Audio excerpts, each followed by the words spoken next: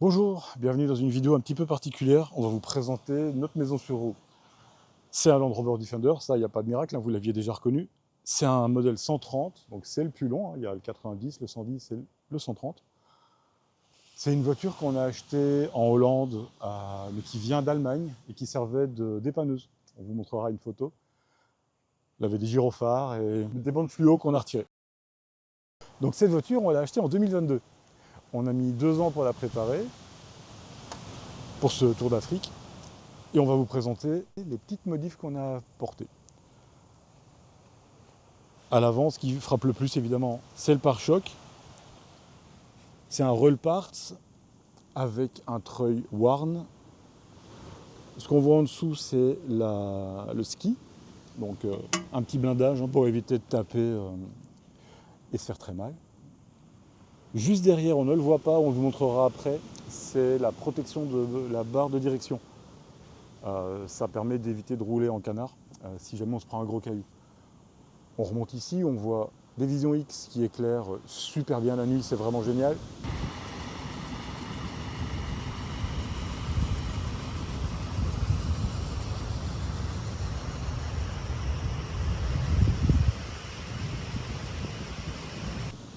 On a remplacé toutes les optiques de base, donc celle-ci, par des LED.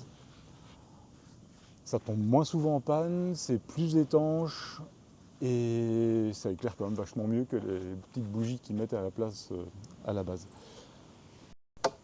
Le snorkel, l'objectif du snorkel, c'est la prise d'air. Hein, vu les pistes poussiéreuses qu'on fait, c'est intéressant d'avoir une prise d'air plus en haut.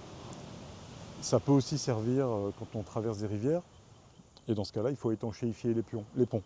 Donc l'idée, c'est au niveau des ponts, d'avoir un petit tuyau, la prise d'air, c'est de la remonter et de la remonter jusqu'ici. Autrement, on a de l'eau dans les ponts au bout de 3-4 traversées d'eau et c'est pas bon. La CB, pratique quand on roule en convoi. La plus petite frontrunner du monde, donc elle a été découpée sur mesure, évidemment. Ça n'existe pas un modèle aussi petit et on l'utilise, évidemment, pour notre roue de secours, pour le Starlink. Je vous ferai un tuto sur le Starlink spécial. Et sur la droite, on voit le jerrycan d'essence pour le Coleman. Dans les petites modifications qu'on a fait aussi, on a changé tout ce qui était charnière. Elles étaient un peu abîmées, donc on a mis des Monkey, qui sont des charnières renforcées. Donc les Monkey, on a mis celles de fausses charnières de capot, mais on a aussi changé les charnières de porte. L'intérêt, c'est qu'elles ont un graisseur, on le voit ici, et elles sont en alu en entier, donc c'est vraiment de la très très très bonne qualité. Un rock slider pour éviter de se faire mal. Ce qu'on voit en dessous, ici, c'est un réservoir additionnel. Il y a son petit frère de l'autre côté. Alors je ne vais pas vous mentir, je ne sais plus, il y en a un de 70 litres et un de 80 litres. Donc un de 70 pour les Belges et un de 80. Donc ça, c'est tous les deux du gasoil qu'on remplit par ici. Et donc, ce qu'on voit là, c'est la barre de protection de la barre de direction. Tant qu'à faire des petites modifs, on a modifié les ponts, donc on les a recoupés et renforcés avec de l'Ardox. L'Ardox, c'est un métal ultra résistant, ce qui fait que quand on se prend un caillou, c'est le caillou qui a mal en théorie. En faisant ça, chez Reul, ils en ont profité évidemment pour mettre des blocages de différentiel avant et arrière. Et donc, comme on a un compresseur, et comme on fait beaucoup de pistes, c'est pour ça que la voiture est très poussiéreuse, on a installé ce petit raccord rapide ici qui nous permet de regonfler nos pneus tant qu'on en a besoin. Donc ça, c'est vraiment génial. C'est un compresseur ARB qui est en dessous ici. Et c'est super propre. Ça, c'est du matériel allemand. Ça sert de boîte à fusible normalement. Mais j'aime bien le concept. Évidemment, comme on se balade avec une cellule qui est très très lourde, on a modifié la suspension et les amortisseurs. Donc les amortisseurs sont réglables, ce qui est vraiment chouette. Et la suspension, on a plus 500 kg par rapport à la normale. Ce qu'on peut voir ici sur le côté, ce joli petit réservoir, donc qui est un réservoir long range qui vient remplacer le réservoir d'origine, qui est quand même relativement petit sur un Defender. Et donc on a 3 réservoirs, hein, celui-ci par gravité, les 2 autres sur les flancs, donc, dont je vous parlais tout à l'heure, qui nous donnent une très bonne capacité, une très bonne autonomie. On a traversé toute la Mauritanie et tout le Sénégal sans faire le plein, pour vous donner une petite idée. On vous fera une vidéo spéciale dédiée à la cellule, c'est une Grizzly de chez 4Wheel Campers. Ce sera dans une autre vidéo.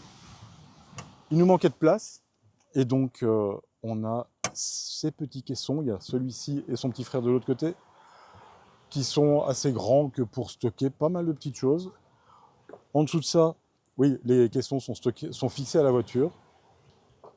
En dessous, les 4 plaques de désensablement, donc on en a 2 ici et 2 de l'autre côté, parce que c'est très pratique d'avoir 4 plaques, contrairement à ce que beaucoup de personnes pensent, 2 n'est pas toujours suffisant.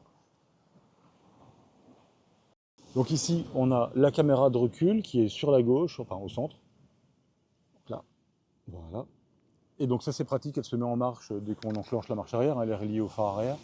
En parlant de phare arrière, on a mis un Vision X aussi, pour avoir une très bonne luminosité quand on recule, c'est vraiment important. En termes de luminosité, on a aussi remplacé les phares à l'arrière, toujours par du LED. Pour intégrer la cellule dans la benne, on a été obligé de faire construire un tiroir spécial, ce qui est pratique puisqu'il fait toute la benne en profondeur, donc c'est très grand. Il est sur des rails coulissants. La petite brosse, on est sur la plage, c'est quand même très pratique quand on rentre dans la cellule. Donc dans ce tiroir, on a stocké notre table, nos 4 chaises Frontrunner avec le cric-bouteille, le Coleman.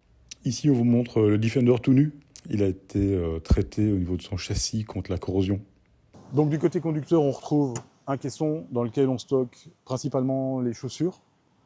Chaussures de rando, chaussures de plage.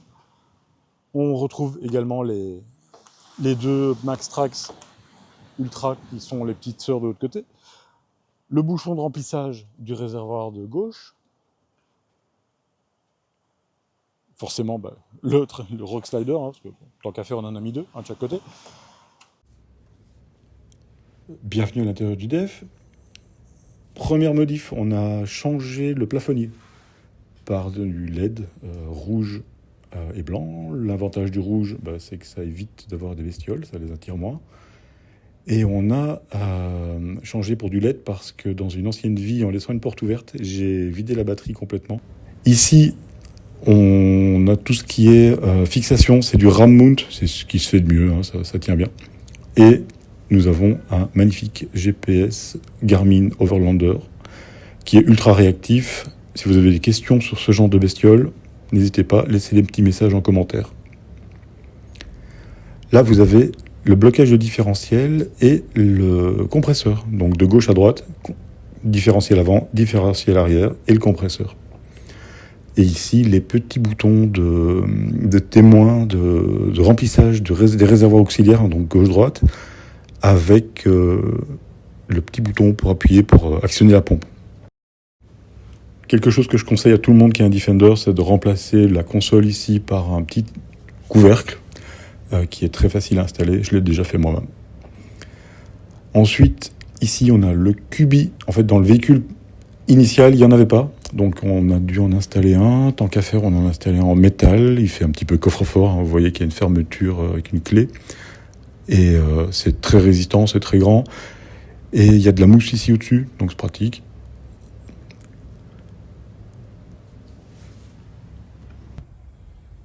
Donc je vous parlais du compresseur.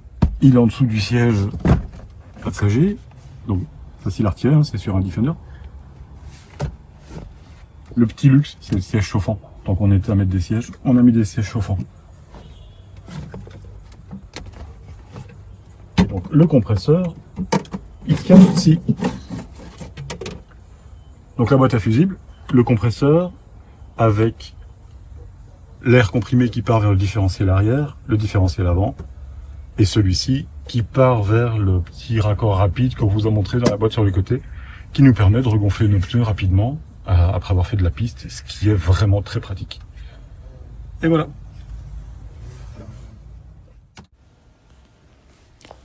Donc on a installé des déflecteurs, ce qui est quand même pratique quand il pleut, on peut rouler la fenêtre entrouverte.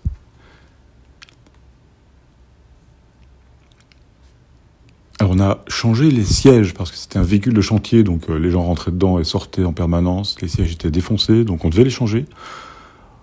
Donc on en a profité pour mettre des sièges confortables, on va faire de la piste pendant des milliers de kilomètres, et donc on a mis des sièges Recaro de chez Land Rover, sièges chauffants tant qu'à faire. Ils sont super confortables.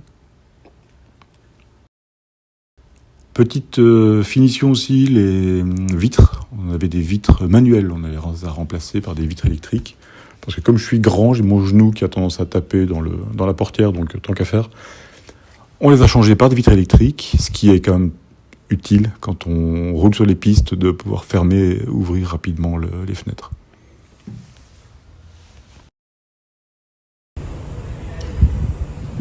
Autre endroit, parce que j'ai oublié de vous montrer l'intérieur du capot. Donc, relativement rapidement, les petites modifications qui ont été faites.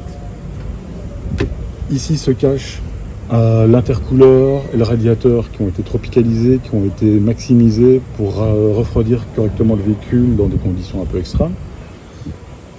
Tous les kits de durite ont été renforcés, donc on a changé tout ce qui était kit de durite. Et c'est tout. Le reste, c'est un moteur standard, si ce n'est qu'il a été reprogrammé pour qu'on ait plus de couple. Donc pas plus de vitesse, mais uniquement plus de couple. Ce qui est intéressant parce qu'on fait quand même presque 4 tonnes.